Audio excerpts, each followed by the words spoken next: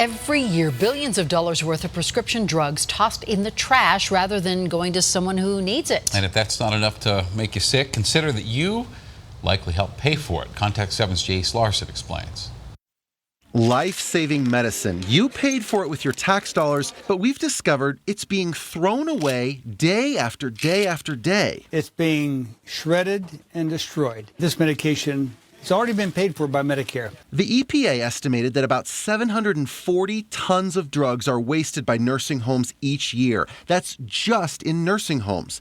Pharmacies and manufacturers also are tossing out perfectly good, sealed medication. Once it gets close to expiring, it's taken off the shelves and then usually dumped into giant furnaces. Life-saving medications. Steve Hazlett used to be a retail pharmacist. He says there is a massive oversupply of drugs that are never used. Most of them are your expensive, your medications for asthma, diabetes, blood pressure, hypertension, cholesterol medications that people need on an everyday basis to survive. And having to tell someone it's out of reach was hard. You see just hope drain from their faces. Fausto Lanfer knows that rejection. The insurance I have right now, I need cover 5,000 deductible for start using my insurance. Ironically, Lanfer is a certified nursing assistant. And don't cover me. And there's a lot of people in my work with the same situation I have.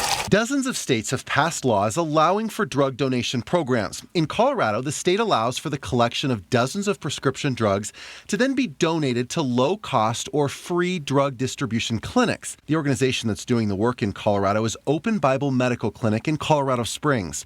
It's a California-based distribution company that's called Serum, and it helps this nonprofit get the drugs where they need to go. Serum and Open Bible arrange for the collection and donation of $250,000 worth of prescription drugs from 40 nursing homes all throughout our state. Those are all drugs that just a few years ago would have been destroyed. A lot of these medications were purchased with taxpayer dollars and then were destroyed, and now they're being used to help community members, neighbors throughout our state. And so I think that's a great benefit. But $250,000 a year is just a drop in the bucket compared to what healthcare facilities in Colorado still throw away each year. Open Bible and Serum say they'd love to see more of those drugs be donated and given to people who can't afford them. Any licensed care facility can donate to us, so that includes nursing homes, assisted living. But perhaps the biggest gap in potential for programs like these involve drug makers that have little incentive to climb through the red tape to donate. They're already turning billions of dollars in profits. Colorado state law does protect those that are donating from liability, and the legislature has cut the red tape considerably to encourage people to donate more. None of them are expired, of course. None of them are tampered with. All the seals are intact, and they have to meet all of the refrigeration requirements or any of the other requirements, just like any other medication that would come into a pharmacy. It was Jace Larson reporting.